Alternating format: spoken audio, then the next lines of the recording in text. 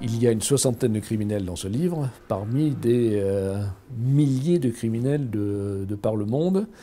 Alors pourquoi ces 60-là? Je crois qu'il y a deux raisons. Parce qu'ils touchent différentes périodes, c'est des modes opératoires différents, ce sont des personnalités différentes, ce sont des hommes et des femmes qui vont de Gilles de Rais à des criminels qui sont toujours en prison aujourd'hui. Et c'est cette variété de personnages, de périodes et de modes criminels qui m'a intéressé, que j'ai rassemblé dans ce livre.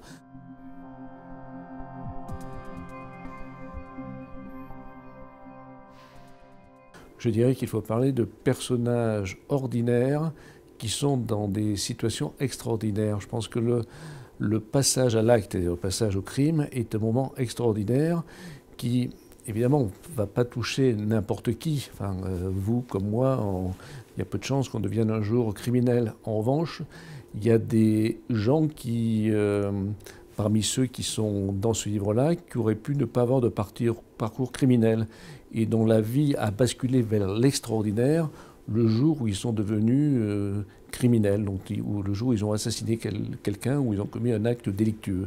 Et c'est ça toute la particularité de beaucoup de criminels. Je pense qu'il y a quelque part beaucoup de gens qui auraient pu avoir des parcours extraordinaires, mais qui ne sont pas devenus criminels, alors ils auraient pu le devenir. Le hasard, les faits de leur propre vie, fait qu'ils ne sont pas passés à l'acte d'une certaine façon et que leur vie est restée ordinaire. Mais c'est vrai qu'à partir du moment où on devient criminel, sa vie devient extraordinaire. Donc le terme fait divers qu'on peut employer pour qualifier de façon très générale un crime est trop faible, je dirais, pour exprimer ce qui est la réalité d'un crime. S'il fallait vraiment chercher un crime ou une personnalité étonnante, je dirais que c'est Marguerite Stenheil, qui, à la fin du XIXe siècle, a été retrouvée ligotée dans son lit et était mort dans l'appartement, sa mère et son mari. Et elle a été accusée d'un crime pour lequel elle aurait eu la complicité de l'homme de main de la maison. Donc ça a été un crime extrêmement médiatisé, d'autant plus qu'elle avait été la fameuse maîtresse de Félix Faure, qui était mort en faisant l'amour avec elle, et qui avait été exfiltrée par une porte de côté de l'Élysée. Donc c'était vraiment une personnalité de l'époque qui a passionné la presse. Et alors que tout l'accusait, à l'issue d'un procès tonitruant dans lequel elle a pris la parole, dans lequel elle a su se défendre, elle a été innocentée sous les applaudissements de la foule. Donc c'était une grande séductrice. Et il se trouve que dans le public du procès, il y avait un lord anglais qui est tombé amoureux d'elle pendant le procès, qui l'a revue, qui l'a épousée.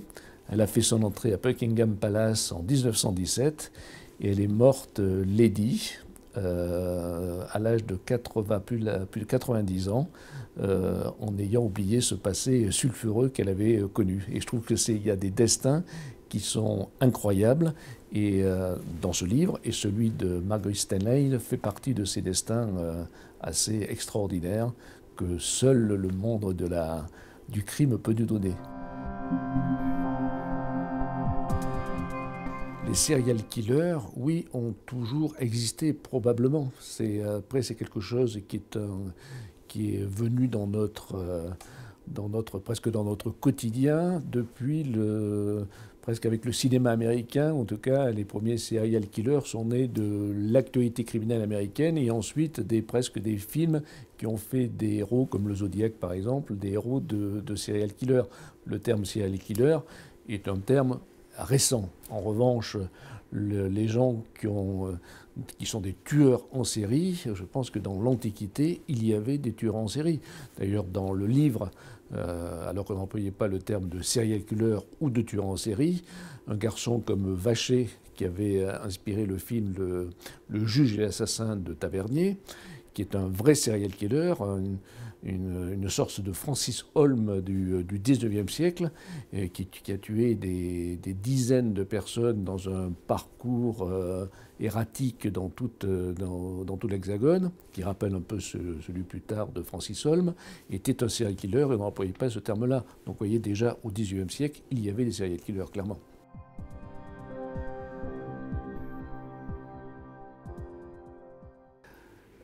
Dans la liste dont je parle, il y a quelques-uns qui ont échappé à la justice, genre Belgunès, qui est d'une certaine façon est une serial killeuse, puisqu'elle a tué plusieurs pensionnaires de ses établissements, et qui serait censée être morte dans l'incendie d'une ferme. Et en fait, le corps qu'on a découvert n'était pas le sien, et donc elle a disparu de la circulation. Après, de façon plus générale, oui, il y a un tas de crimes non élucidés. Il y a à peu près 20% des crimes qui sont non élucidés en France. Donc ça veut dire qu'il y a des coupables qui échappent à la justice et aux enquêtes. Donc il y a des cas exceptionnels où on fabrique sa propre évasion comme celle, enfin, ou sa propre disparition comme celle de Belgunès, mais il y a aussi des gens qui commettent des crimes parfaits.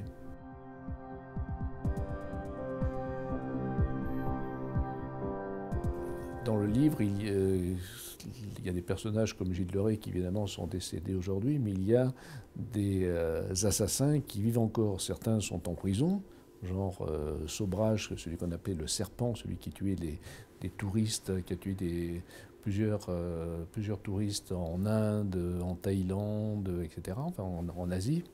Il est en prison, au Népal, à Katmandou. Donc il y a des gens comme lui qui sont en prison, il y en a d'autres qui ont assassiné et qui sont libérés et qui ont été condamnés. Madame Weber, par exemple, vit toujours du côté de Cannes où elle vit avec sa sœur. Il y a un garçon comme le Chat, donc on a perdu totalement la circulation, mais on sait qu'il est libre. C'est un homme qui s'appelait le Chat parce qu'il commettait des viols. Il a commis des dizaines de viols pendant une quinzaine d'années sans être pris. Et on l'appelait le Chat parce qu'il réussissait à grimper tel un chat le long des gouttières pour rentrer dans un appartement. Et même dans le nord le plus absolu, il arrivait à marcher dans les appartements sans faire le moindre bruit. Il a pris 14 ans de réclusion criminelle, c'était dans les années 90, il est libre quelque part, il refait sa vie quelque part sans qu'on sache. C'est-à-dire on sait qu'il y a, c'est la justice, hein, c'est-à-dire c'est pas seulement les gens qui sont dans mon livre, il y a des tas de criminels qui sont en liberté aujourd'hui parce qu'ils ont accompli leur peine, et c'est normal, quand on a accompli sa peine, on l'a terminée. Donc il y a des gens qui sont décrits dans le livre qui sont aujourd'hui en liberté. Guy Georges, un jour, sera probablement en liberté, malgré tout le mal qu'il a pu faire. Donc vous voyez, ça c'est une réalité. Après, dans les gens qui sont en liberté, il y a un vrai point d'interrogation. C'est un garçon qui s'appelle Lopez, qui est sans doute l'un des plus grands serial killers que la Terre ait jamais porté. Parce qu'on ne sait pas le nombre de ses victimes, qui étaient toutes des petites filles. C'est un Sud-Américain qui a œuvré au Pérou, en Bolivie, en Équateur et en Colombie. Et on estime donc, je vous dis, à 200 ou 300 le nombre de ses victimes. Il a été arrêté alors qu'il tentait d'enlever une petite fille sur un marché en Équateur. Il a fait une bonne quinzaine d'années de prison. Et un jour, par les autorités équatoriennes, il a été déposé à la frontière entre l'Équateur et la Colombie. Ce qui c'était il y a une bonne dizaine d'années maintenant. Qu'est-ce qu'il est devenu aujourd'hui? Personne ne sait. Est-ce qu'aujourd'hui il est libre quelque part et continuant à commettre des crimes horribles comme ceux qu'il a fait auparavant, on ne sait pas. Est-ce qu'il a été remis à la police colombienne, qu'il a exécuté et enterré son corps quelque part? On ne le sait pas non plus. En tout cas, la crainte que ce grand malade, enfin ce criminel, ce serial killer hors norme soit en liberté est possible. Et on ne sait pas, et personne ne sait ce qu'il est devenu.